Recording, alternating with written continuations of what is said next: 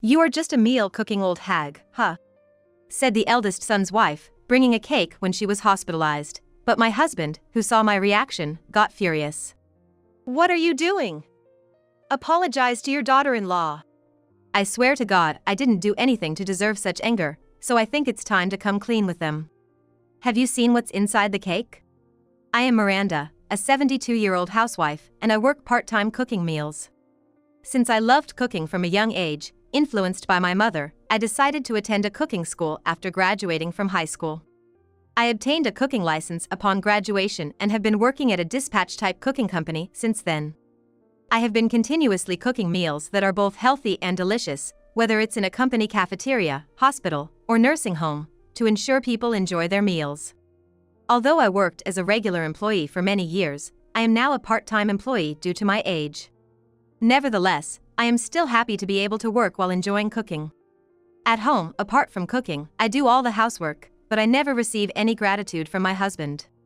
He's the type who perfectly embodies the phrase "men don't belong in the kitchen," and he doesn't even know where anything is, not even a single drink, without calling me. "Hey, get me some tea." Sure, didn't you say the tea leaves, kettle, and teacups are on this shelf?" "I don't know about that, you should do it." Despite not being able to do anything around the house, he has Everest-like pride as a former department manager of a top-tier company, so I worry if anything were to happen to me. My husband and I have an eldest son and an eldest daughter, and our eldest son got married about 2 years ago. Our eldest son, who is over 30 years old, and it was a marriage introduction at an age considered suitable for marriage in society, so I was thrilled. I actually wanted to introduce her before they got married, but apparently, the timing didn't work out because she insisted on getting married on her birthday. Our eldest son has always been reliable, and I have no intention of meddling in his relationships at this age. On the promised day, we met her for the first time at our house where my husband and I live. She had a slim, petite body, and her big eyes were impressive, making the difference between her and our eldest son apparent.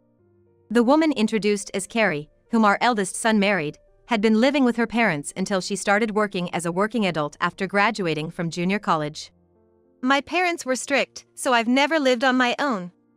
I'm a beginner at housework, but I'll do my best."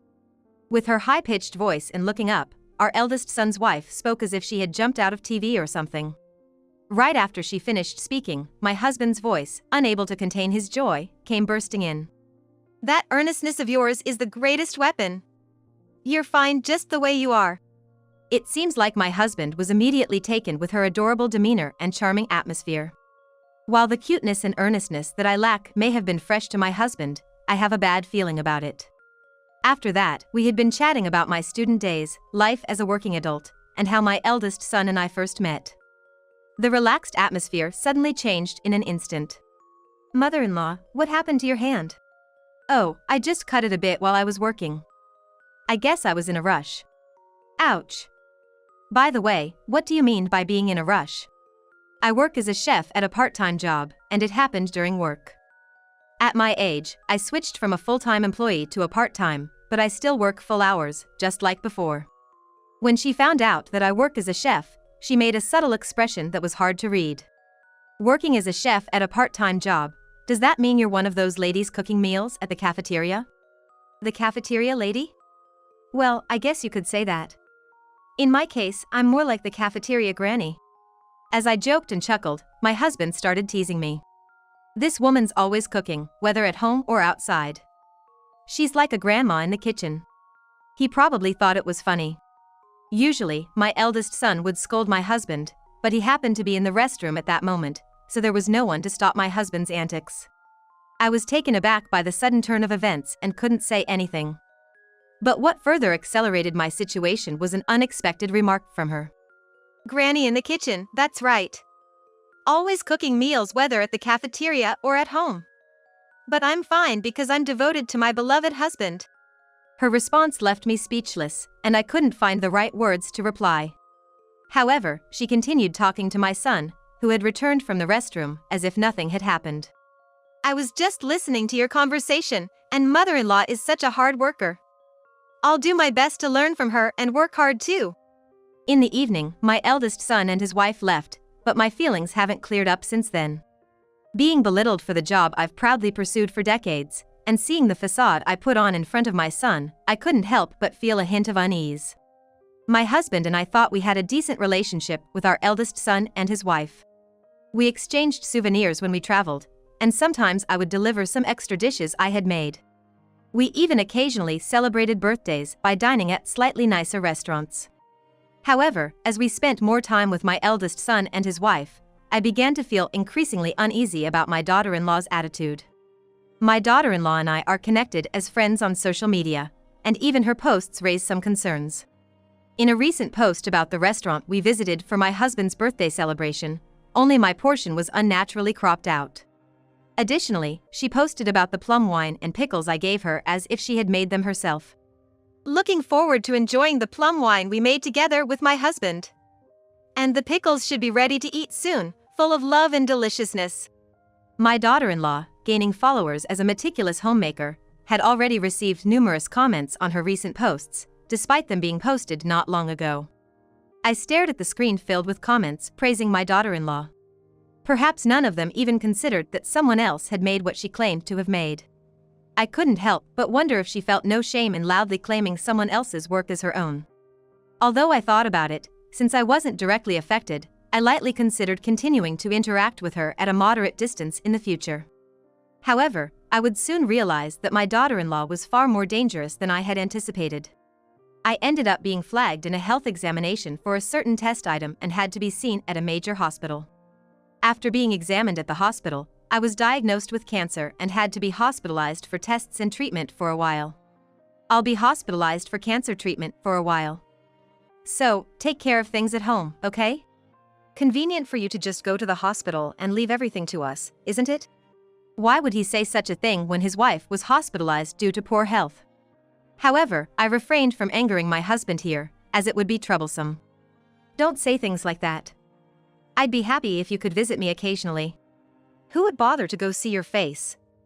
I don't even know anything about the house. Well, maybe Harry understands the details better than you do. When I consulted my eldest son, he assured me that he would visit me between work commitments, which relieved me. Since the day he said he would visit was still a few days away, I decided to gather laundry and other things to ask him to take care of.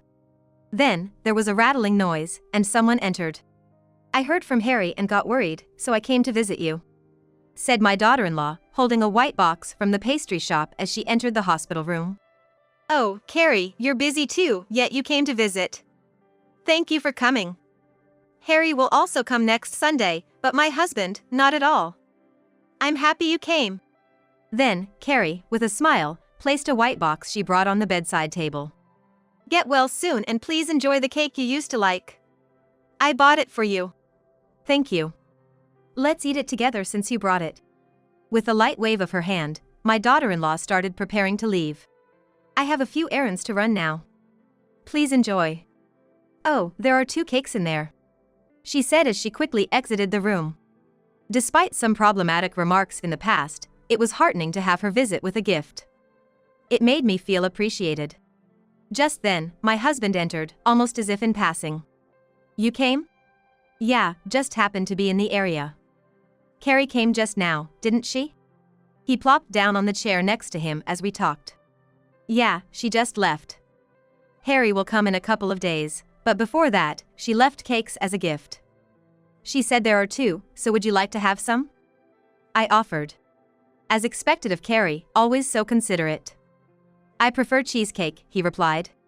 At that moment, along with a sense of unease, I became convinced that a certain concern had been realized. I snatched the box back and tossed it into the trash bin at my feet, causing a crumpling sound as the box collapsed. Hey, what are you doing? Carrie went to the trouble of buying that cake for us. She picked out a cake for you, thinking of you. You're the worst. Are you trying to bully your daughter-in-law now? I immediately questioned my husband. Did you see what's inside the cake? No, I didn't. What's the matter? Still seeming unsure of what I was getting at. Don't go throwing around accusations of bullying. If you think it's bullying, then go ahead and try the other cake, the one you didn't pick, right here in front of me. I'm good, not a fan of whipped cream. If you'd been listening, who said anything about a whipped cream cake? My husband looked bewildered, as if he didn't quite understand what he was saying. I simply mentioned that there were 2 cakes. Yet, despite not even checking the contents, you decided on the cheesecake. Doesn't that seem strange to you? I don't know, I just thought it might be cheesecake. Seeing that he still hadn't grasped the gravity of the situation, I decided to spell it out for him. And furthermore, after that, I only said to try the other cake, not specifically the cheesecake. And what did you say in response? I don't know, what did I say? With a habit of looking away and laughing when caught off guard, it was obvious my husband was trying to cover something up. You said you didn't like whipped cream, so you said it was fine. It's as if you already knew there was both cheesecake and whipped cream cake inside. You're just nitpicking at words, trying to muddy the waters. Seeing his attempt to sweep the issue under the rug, I decided to press further. You haven't even opened the box, and it's not like the contents are visible from the damaged box. Yet, somehow you seem to know what's inside. It's clear you've already figured it out. Don't talk nonsense. I haven't seen Carrie buy the cake, so I absolutely don't know anything. Say whatever you want. Just try the cake that isn't the cheesecake. If there's nothing wrong with it, then apologize and get down on your knees for your bullying. At the mention of kneeling down, my husband's eyes sparkled as if seeing an opportunity for a reversal of roles. But this wasn't the end of what I had to say. If there's anything wrong with the cake, I'll call Carrie right away. Retrieving the cake box from the trash, I opened it to find, as my husband had claimed, a fruit cake generously adorned with both cheesecake and whipped cream. Despite being a bit crumpled, it seemed perfectly fine for a taste test.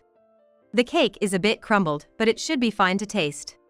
I place the fruit cake with plenty of whipped cream on a paper plate and hand it to my husband along with a disposable fork. As soon as my husband puts it in his mouth, he grimaces and mutters something under his breath. Ugh, salty. Gross. You said the cake is salty, right? I knew it. Then, as promised, call Carrie here. Right now. And if you say something strange when you call her, I won't let it slide. As agreed, my husband calls Carrie reluctantly. He's on the phone, and there's no sign of his usual cheerful demeanor. I, his wife, who probably saw through everything, am watching from the side. There won't be any fun. It's almost like reporting a failed strategy to the boss character as one of the minion characters. While thinking about that, Carrie enters the room. What's wrong? I got a call from father-in-law and rushed over, thinking something happened. Did I forget something? I'm such an airhead. Carrie probably doesn't know that her plan has been uncovered. I push the box containing the cake I just took out of the trash can towards Carrie. Yeah, you forgot something. The contents of this box belong to me, right? Of course. You said the cake made with the whipped cream here is delicious. You knew that I have taste disorders from cancer treatment, didn't you? Then Carrie, as if hearing it for the first time, puts her hand to her mouth with a surprised expression. Oh, really? I didn't know that. Since she still seems intent on feigning ignorance, I'll press her a bit here so she can't escape. My husband says this whipped cream is salty. Did you know that strong salty flavors can interfere with treatment? Finally realizing that her plan has failed, Carrie glares fiercely at her husband. Seeing that blaming her co-conspirator won't help, Carrie either intends to cover up or is clearly concocting an excuse. That's strange. Whipped cream being salty? I'm sure the bakery must have mixed up sugar and salt. I'll go to the shop myself to sort it out, so don't worry. You didn't know about the taste disorder, and there's salt in the cake. Do you think that's all there is to it? If I didn't know, there's nothing I can do about it, right? If you blame every mistake, you'll end up being disliked. Sorry, I don't have the culinary knowledge like you. I'll take my leave. As Carrie tries to leave the room, I quickly rush to the door, lock it, and lean against it so she can't leave. Saying there's nothing to be done is something the victim would say, not you. Going to the shop? What are you going to tell the bakery after bringing a homemade cake in a bakery box? So, are you saying you never makes mistakes? That's amazing, I admire you. The tone of Carrie, my son's wife, is almost provocative, but getting into an argument would only make things worse. I operate my tablet device, which was lying on the bed, and open the search engine. The search history shows phrases like foods hindering cancer treatment, salt speeds up cancer, and taste disorders salt. Why does this tablet have search history that I don't remember searching for? Maybe it's your misunderstanding? But I haven't used this tablet recently. When I checked the history, it was around the time you all came back home for the New Year's. I remember using this tablet because I wanted to watch a live stream of a band. I didn't miss Carrie's twitching face. Are you suggesting that I researched cancer progression back then when I only borrowed it for a short while? Stop making baseless accusations. It's not baseless, it's a fact. The icon here looks like your favorite band. It seems you forgot to log out. Carrie turns pale as she looks at the icon, her hands trembling. I knew you didn't like me, but there's a difference between right and wrong, isn't there? This is like poisoning someone, it's a crime, what you're doing. Being accused of a crime clearly angered Carrie, and she starts to lose her temper. It's not my fault. You've been treating me badly, right? I just told you that being able to cook doesn't make you superior, so you should be grateful. I have no recollection of that whatsoever, and I haven't talked much about work or cooking with Carrie. I've only brought homemade pickles and side dishes a few times. I didn't mean to brag, but if my stories made you uncomfortable, I apologize. But that doesn't justify what you're doing. Even though I told you, this old hag still doesn't get it. Does being a woman who can cook make you that great? Acting all proud just because you've got a hold-on stomach. While Carrie, my son's wife, is breathing heavily beside me, my husband inexplicably chimes in from the side. He had been like a wallflower in the corner of the hospital room ever since I called Carrie out, but suddenly he's butting in. That's right. A woman should be charming. And yet, you've been working since forever, and I never felt like you were determined to properly take care of the household. Don't act all high and mighty just because you have some kind of cooking qualification. Oh, you're still here. You're really taking Carrie's side. You knew your role was to make sure I ate the salted cake properly, didn't you? If that's the case, what's it to you? There have been talks about living together with Carrie and Hiroshi soon. You can live alone, it suits you to live modestly in some room somewhere. It seems that there had been discussions about my husband and my son's family living together in a place where I wasn't present. Living together was news to me, and judging by my husband's tone, it's clear he wants to kick me out of the house as soon as possible. What have you been thinking all this time? Even this living together thing, you were probably told by Carrie, right? That's right. Unlike you, she's a kind and gentle woman, and she felt sorry for me being alone at home. Because you don't take care of things at home. So, despite repeatedly telling me to be able to manage things at home, it seems I've brought this upon myself. This salted cake, is it because you're after my health insurance or something? Why would you think that? You were quite thorough in reading through documents and policies, and you made several calls to the insurance company, right? The insurance company called me too. They told me a few things, and I put two and two together. It's terrifying to think that they had been planning to prolong treatment to benefit from insurance money and use it to live with my son's family. It's like a horror story to realize this through random searches and calls from the insurance company. If I hadn't noticed, who knows what would have happened. My son seemed completely unaware of the wrongdoing of his father and his wife. Feeling guilty for approaching his mother with malice and disrupting her treatment, he decided to divorce them. It seems my daughter-in-law strongly protested against the divorce. However, my son's determination was firm. He didn't cancel the divorce because he couldn't forgive her for not taking her actions seriously and not knowing what might happen in the future if they stayed together. Thanks to the successful results of my cancer treatment, I was discharged safely. Although I couldn't push myself too hard, I successfully returned to work as a cooking staff member. Since my company operates on a dispatch basis, I work in different locations each time. Upon my return, I was assigned to a local hospital. There are a lot of comments about today's breakfast special menu. Could it be because of this name? Although the surname was different, there was a name on the food ticket that I recognized. Later, I learned that it was the former daughter-in-law who was hospitalized, based on her age and characteristics. The divorce triggered a mental breakdown, leading to hospitalization. She was notorious for nitpicking about meals and daily life, and it seems that the staff had quite a hard time dealing with her. When I went to distribute meals, I encountered the former daughter-in-law arguing loudly with the staff. So, the rumors about the old hag cooking were true after all. Hey, staff, it's because of this hag that I'm stuck here. Why don't you admit her instead of me? You're still talking nonsense as usual. Besides, I have work to do, so I don't have time to deal with you. Now, even the staff seems to dislike her considerably. She remains oblivious to the fact that her actions have made her so disliked, showing her consistent behavior. Unable to face the truth and coming up with various excuses, she seems to be a weak person.